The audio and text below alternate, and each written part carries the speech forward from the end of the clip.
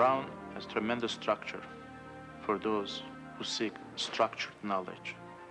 At the same time, Brown has tremendous flexibility to enable a student to chart his or her own course under the guidance of faculty. Here, students can have this untrammeled love of what they are doing, which I think is a very important part of the whole community here. I mean, it's a place full of love, of learning.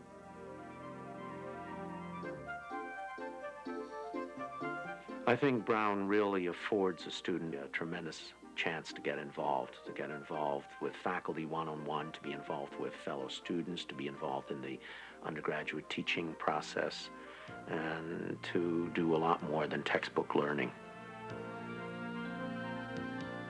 We produce people of the mind. We produce experts. We produce professionals.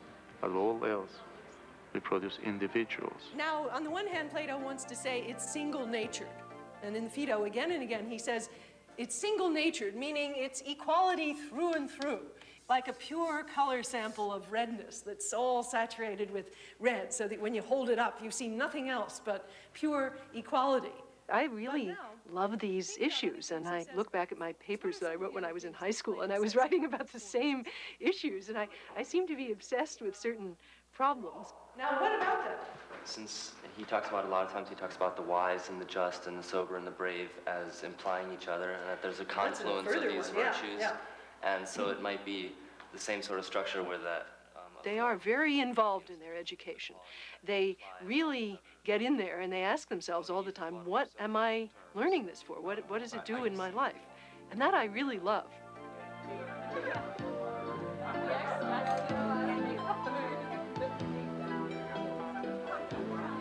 When I did an internship with emotionally disturbed boys. And so I've kind of had that whole trend of working with children in crisis. Try that again. Try with a different form. Oh, excellent. That's good. It's like, wow, you said you have an opinion about what I was doing. Wow, amazing.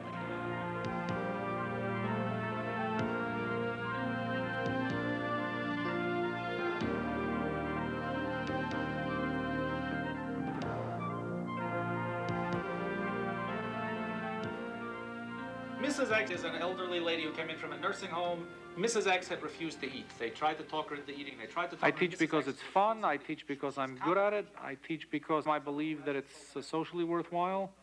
Because students let me know that the teaching that I do and that they experience at Brown in general makes a difference in their lives, and that that's a good thing for them. The intern had essentially said to Mrs. X, "You're going to eat or I'm going to ram a tube down your throat."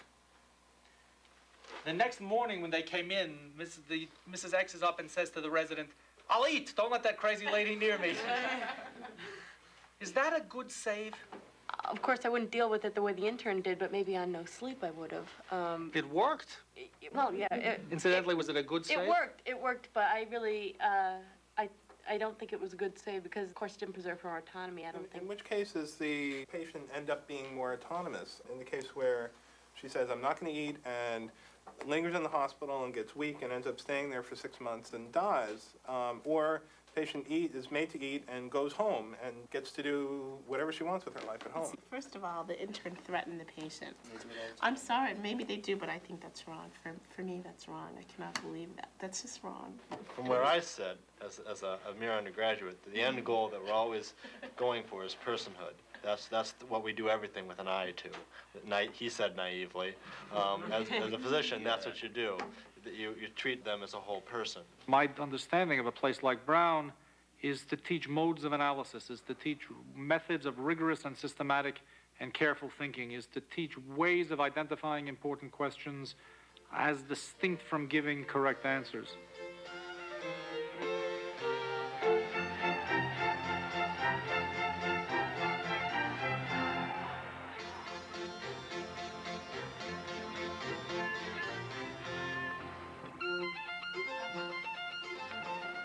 It's still a bit counterintuitive to see that it can dip below the origin, and that is okay, and that you're there taking into account negative contributions. We teach the fundamental building block ideas, what we call the algorithms, the basic recipes for doing certain standard tasks in computing. and then it's up to the student to put them together in novel ways. Straight line to the... So you say, okay, the line ends on this pixel, and we have to deal with these 6 pixels around it. So you just... distance to the end of the line. It doesn't make a difference what the distance is, because you look up in the lookup table based on the slope of the line and which pixel of these 6 you are. So it We now have computer experimentation as a new kind of paradigm, in particular to model phenomena that take place both in the physical sciences and in the social sciences. So we have students interacting with models. Well, we use molecular modeling software, which gives us data in the form of coordinates of all the atoms in our scene. And what we do is we run energy minimizations on the ion in the channel. When we create the images for each one of those positions and then record them together, we have an animation. Every time the program invokes itself, a new copy of the procedure is put on top of the old. The vision is that whenever you need computing resources, you get them, and there is no accounting, and they are, just as books in the library, freely accessible.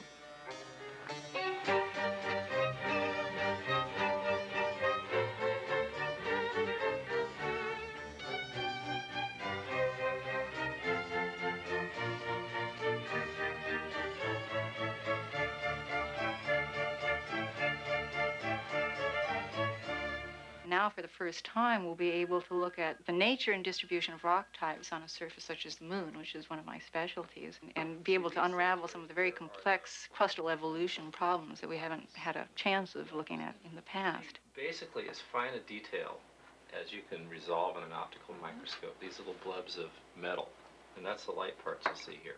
We directly involve students in all our research. Initially, we'll often hire first or second year undergraduates who just want a job. You know, they want to do things. At the higher levels, we'll deal with independent research topics. You end up with a very black rock that would look like a lump of coal otherwise. And it's not due to carbon. And it's not due to carbon, though. And it's not due to the same process that the dark lunar Darkens the sample moon, is. So, which you know, is we know there's a couple of less things going maybe, on. right? Yeah, well, that's the problem with the moon. The moon, it's a higher velocity impacting. We've got an excellent undergraduate liberal arts program and an excellent graduate program that really sort of integrates the continuum, the continuous process, which Brown is in many ways unique in that.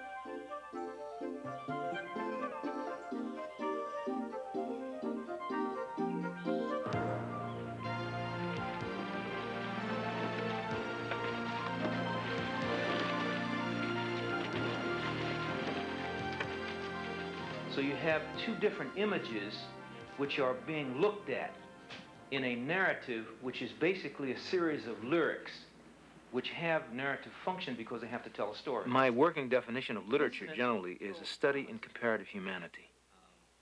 So one has to therefore have numerous frames of reference. What causes the leap?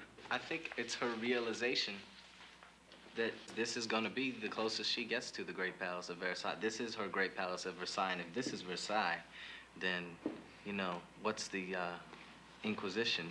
I mean, what's her bottom level? If this is her top level. I have come to respect more and more my own uniqueness.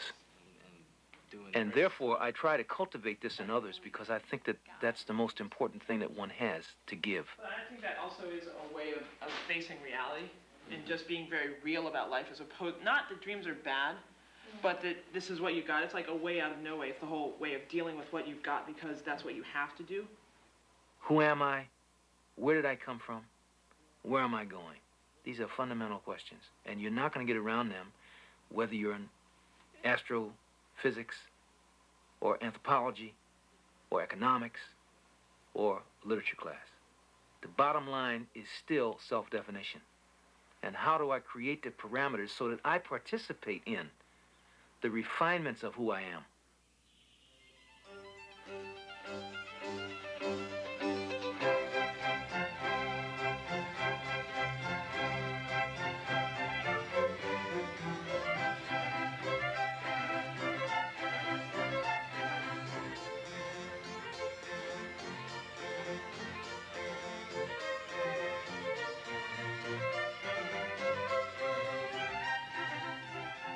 We don't find answers always.